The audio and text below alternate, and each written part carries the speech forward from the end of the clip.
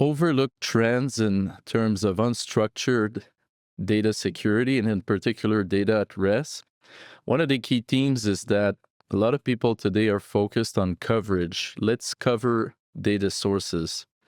However, not all coverage is equal because you could cover a file server, cover a workstation, cover a cloud repository. But if the system you used to cover these files is not very granular, what you end up with is notionally, I have 100% coverage of my data sources, but the findings themselves are at a very high level. And suddenly, CISOs are looking at, I have 100,000 files with credit cards.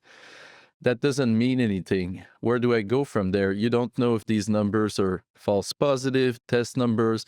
You don't even know who they tie to. So I think coverage is important, but coverage has to be actionable. Actionability comes from the fact that you have a data element tied to a data subject. Not only do you have 100,000 credit cards, but you can say, hey, these are tied to these customers. And so if anything happens, I can notify these customers. If I have to fulfill a DSAR request, I can actually easily find which files relate to specific data subjects. So coverage doesn't equal actionability. I think having granular data element tracking is essential nowadays.